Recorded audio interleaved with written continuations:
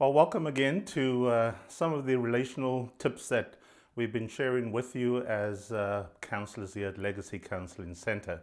Another area of healthy relationships in communication is when there has been conflict between you, one of us needs to take responsibility for the offense we have caused to our partner. And this skill is called the skill of apologizing. Many years ago, Dr. Jennifer Thomas and Dr. Gary Chapman wrote a book entitled When Sorry Is Not Enough. And so many times people, apologize and they say they're sorry, for things, but they never really change. So what are you doing when you apologize? Number one, you admit that I'm not perfect. Number two, I don't know it all. And number three, God's not finished with me yet. So those three statements, as you assess them, you're really saying you're human. And what's wrong with being human? None of us are perfect in our relationships.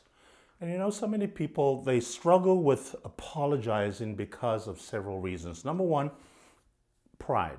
They never want to admit that they were wrong. And so they're not going to humble themselves and take responsibility for their behavior or things they said. Perhaps they don't apologize, secondly, because of fear of rejection. They think that if they admit they have a weakness, their partner or their child would think less of them. In actual fact, weakness, is a part of our everyday living. We all have weaknesses. The third thing that you find yourself perhaps not apologizing is because we think we know it all. Like we are the standard of excellent living and there's no fault in us. And so we know it all. Or perhaps we say, fourthly, that to apologize is too much effort. I have to call that person. I have to meet them face to face. I have to write a letter of apology. And so it's too much effort. Or they don't think it's their fault. And so when we think about this whole area of an apology, the art of learning to apologize well is a good skill. And as Dr. Gary Smalley says in his book with Jennifer Thomas, an authentic apology is not for the weak-hearted. It takes courage and guts and maturity to apologize. So there are 5 components of a healthy apology. And in those apologies, we have to ask ourselves, are we doing this correctly? The first is we need to express regret. We need to use the words, I am sorry. I'm sorry for not calling you or texting you that I was going to be late from work. That made you not have a vehicle to go to your ladies' Bible study. And I am really sorry that you had to miss out on that night.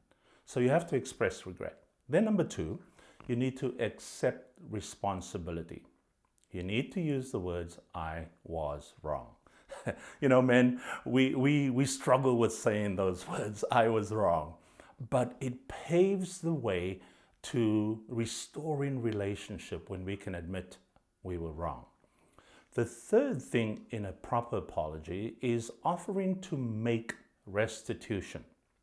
And you need to answer the question, what can I do to make this right? Now, oftentimes we ask the offended party what we can do to make this right with them. And they often have good answers and responses to letting you know how you can make this right with them. And then fourthly, you have to genuinely repent.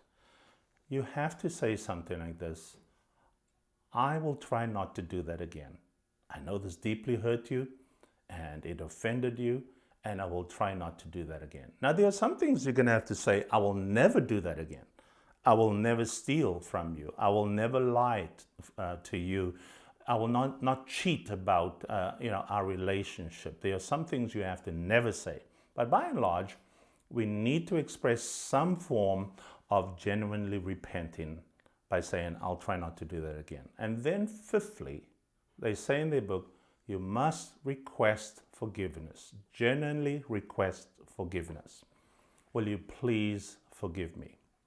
And I found in my life, in my relationship with my children and with Ruth, when I've taken these 5 components and put them together in a structured apology that is written out, it has really helped heal our relationships much faster.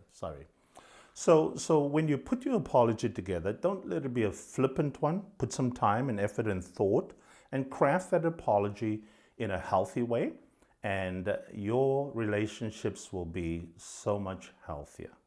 So thank you so much for listening to this segment on how to properly apologize to your mate or your children or colleagues.